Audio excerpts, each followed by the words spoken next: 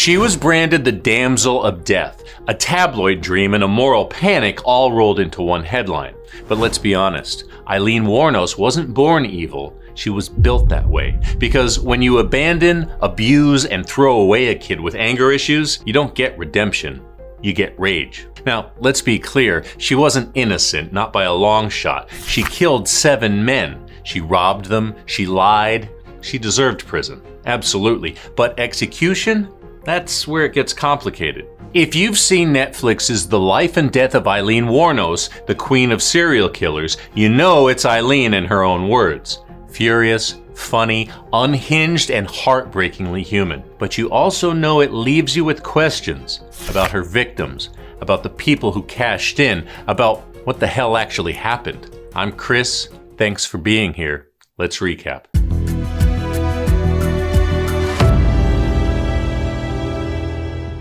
It's December 1989, Central Florida. The air's thick with humidity and bad choices. Aileen Wuornos is 33, broke and circling the drain. She's living out of a cheap Daytona motel with her girlfriend, Tyria Moore.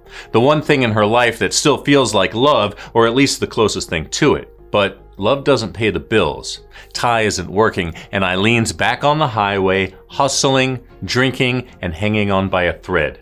Years of abuse and violent sex work have chewed her up and spit her out. The booze numbs it, the anger fuels it, and every man who slows down on that Florida shoulder is both a payday and a potential target. By the end of this year, 7 men will be dead, shot, dumped, and left to rot along the same highways where she makes her living.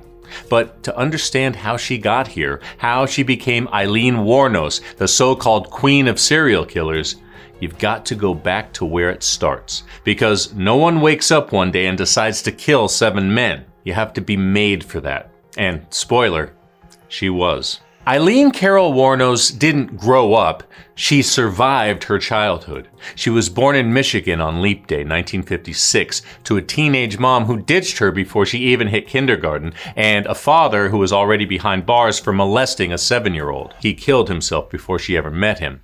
Aileen and her older brother were raised by their grandparents, and depending on when you ask her, that story changed. In some interviews, like the one featured in the Netflix doc, she called her grandmother really clean and decent. She said she didn't drink or swear. Her grandfather, she said, was not nasty, but the truth is much darker. A drunk grandmother, a sexually abusive grandfather, and friends of his who also sexually assaulted her. By 11, she was trading her body for cigarettes and food. By 14, she'd gotten pregnant by a friend of her grandfather's and sent to a home for unwed mothers. Her baby was taken away, her grandma's liver gave out, and her grandfather kicked her out of the house, told her never to come back. So she didn't. She lived in the woods, literally. She was angry, paranoid, already a cocktail of trauma, mental illness, and survival instinct. So when people say she just snapped, that's not exactly true. Aileen didn't snap. She erupted. Even as a kid, she had a fuse so short you could barely see it burn. She'd blow up over anything. A look, a word, a laugh. Her temper was volcanic. Her impulse control non-existent. Mix that with daily abuse, abandonment, and zero stability, and congratulations, you've just created the perfect storm. By her own count, she'd been beaten, raped, or robbed at least 30 times before she finally bought a gun.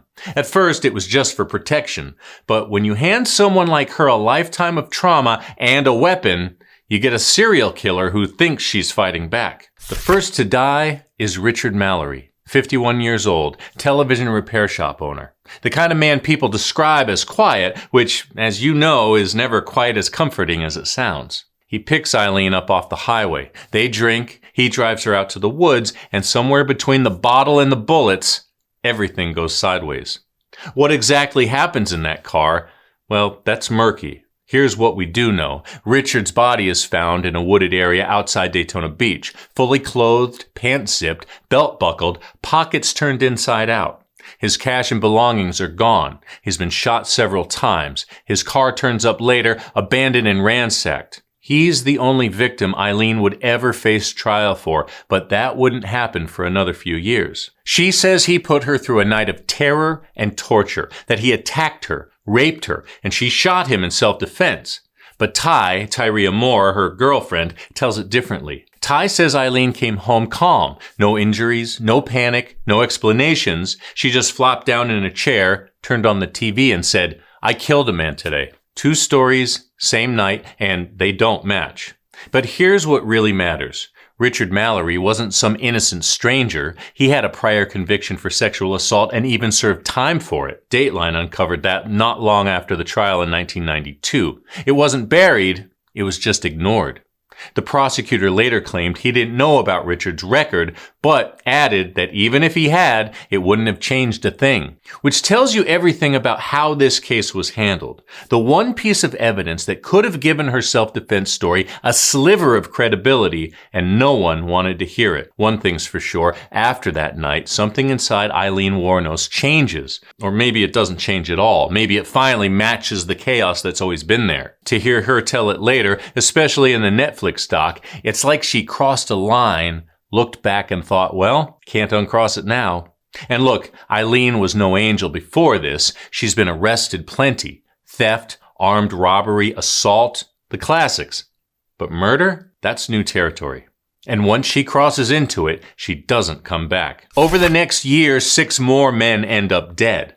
Shot, dumped, and left on the side of Florida highways. But hang on a minute.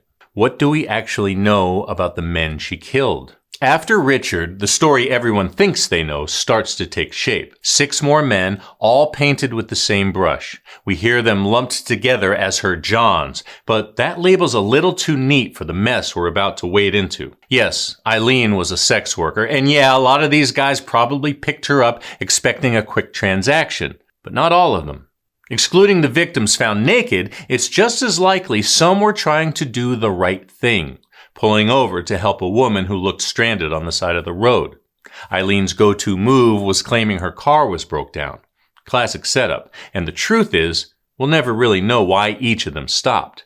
Maybe sex, maybe sympathy, maybe just bad timing. What we do know is she didn't kill every man she met. In the Netflix doc, she claimed she probably came into contact with around 400 men that year. Only 7 end up dead. So why those 7? That's where the line between truth and trauma starts to blur. They're all white, middle-aged men, 40 to 65, the same age range as the grandfather who raised her, the one who abused her and let his friends use her. Maybe that's a coincidence, or maybe in some buried corner of her mind, every man who picks her up looks a little bit like him. Even Aileen can't keep her story straight about why she killed them. Sometimes she says they attacked her or tried to, and she fought back. Other times she says she robbed them and killed to cover her tracks. She'd wipe her fingerprints, take their cash, and drive off in their cars like nothing happened. And that's how it starts. 1 murder turns into 2, then 3, then 7. Aileen doesn't have a plan. She has a pattern. Same highways, same setup, same end. Victim number 2, David Spears, 47, construction worker, picks up Aileen in May 1990. By June, he's found dumped in the woods, badly decomposed, shot 6 times. He's nude except for a hat. A used condom lies nearby. His truck turns up abandoned with a flat tire. Gone are his toolbox, clothes, license tag, keys, and a ceramic panther from the dashboard. A few weeks later comes Charles Carskadden, 40 years old, part-time rodeo worker, full-time bad luck. Last seen May 31st driving to Tampa in his Cadillac. They find him 6 days later, an hour north, covered with an electric blanket and uprooted grass. 8 gunshot wounds. His Cadillac turns up that same day, stripped. Aileen pawns his gun for cash. Then there's Peter Seams, 65, retired merchant seaman heading for New Jersey. He picks up Aileen somewhere in Florida that June and disappears. His body's never found, but witnesses see 2 women, Aileen and Ty, in his car before it crashes and gets abandoned. Police lift fingerprints from the wreck, circulate a sketch, and suddenly the hunt has a face.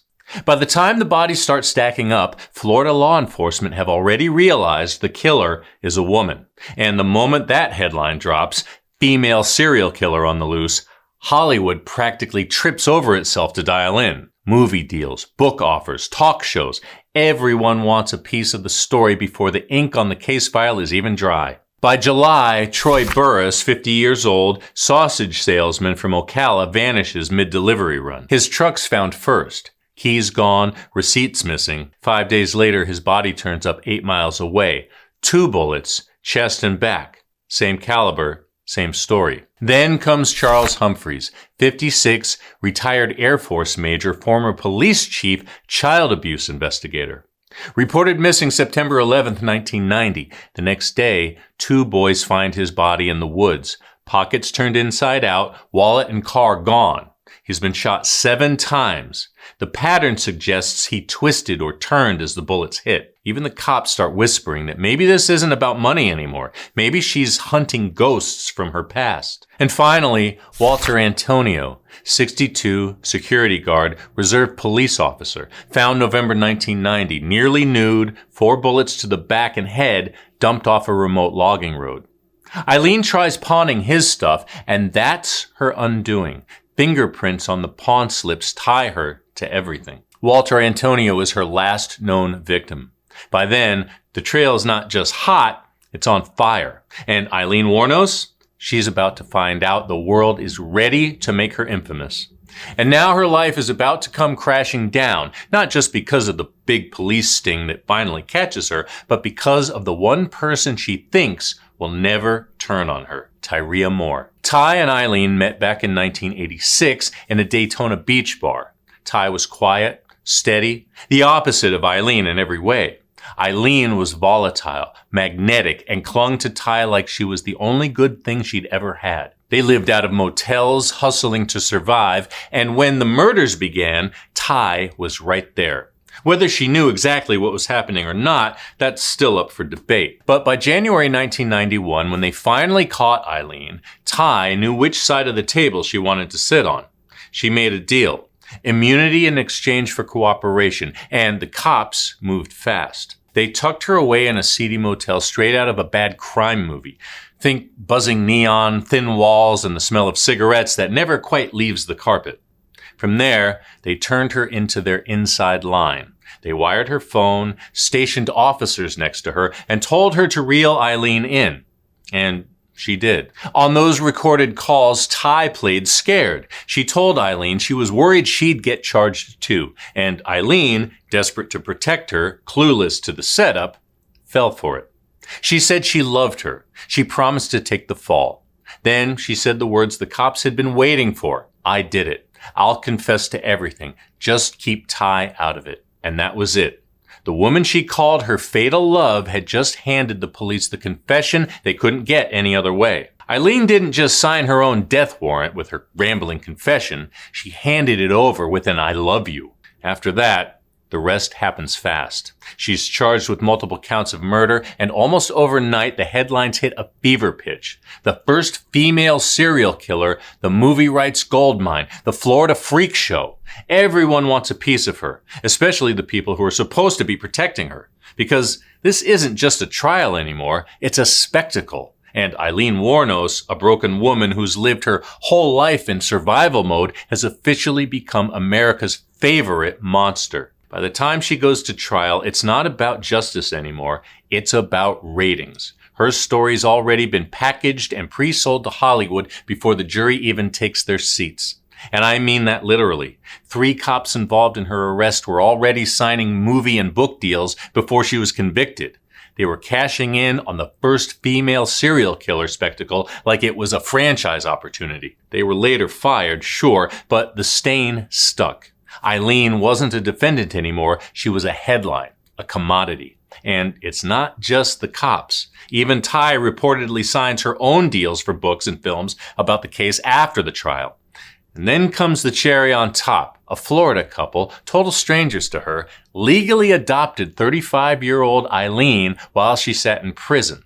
They said it was an act of faith that they wanted to save her soul, which is touching if you ignore the fact that they too ended up getting paid to do media interviews about their daughter, the serial killer. But the real twist comes before the trial even starts. The first judge, a woman, looks at how that confession was obtained, the motel sting, the emotional manipulation, the I love you trap, and says, nope, she objects to it. questions the ethics, and basically calls the cops out for emotionally catfishing a confession out of Aileen. So what does the system do? They swap her out. Enter the replacement, a retired judge brought back specifically to oversee Eileen's trial. And let's just say he's much more prosecution-friendly.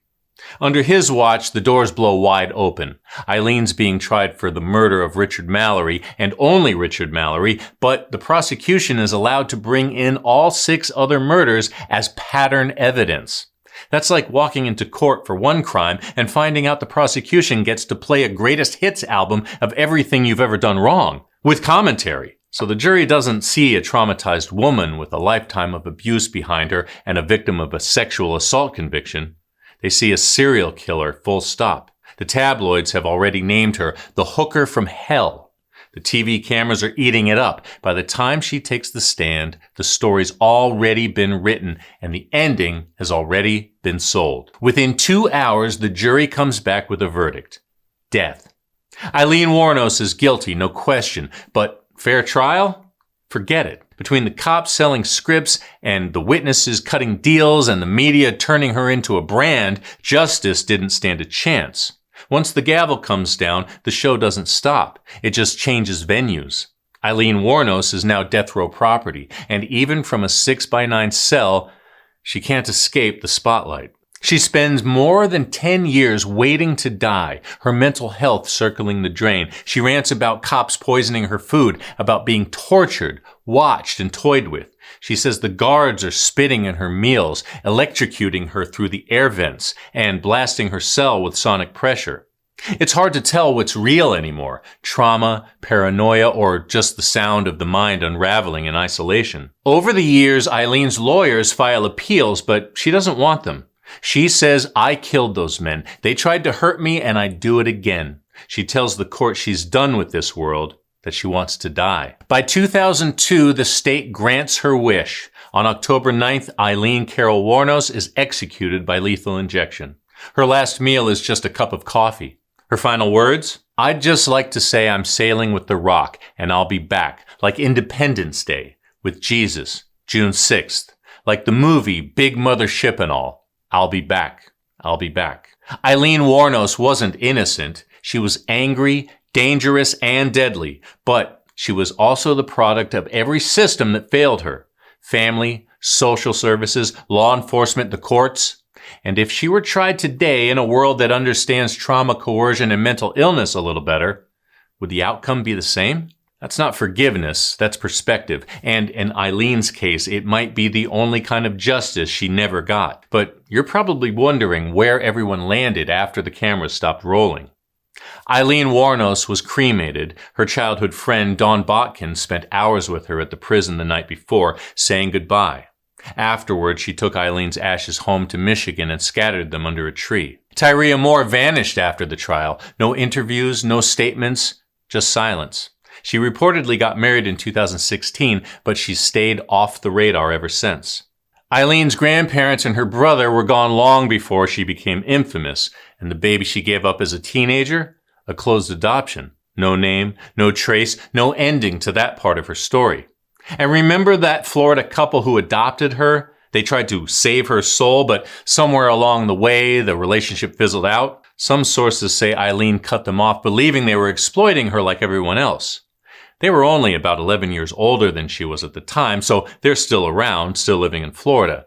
It's not clear exactly what happened between them, but when Aileen was executed, they weren't there. And it makes you wonder, if her trial happened today with what we now understand about trauma and abuse, would her story have ended any differently? Should it have? What do you think? This case is complicated. Aileen Wuornos isn't easy to pin down. Victim, villain, vigilante, maybe a little of all three. And we've got opinions. So if you want to hear what we really think, the theories, the gray areas, the parts that didn't make it into this episode, we're talking about it in this month's members only video. If you're not a member yet, now's the time to sign up because trust us, this conversation's going to get messy.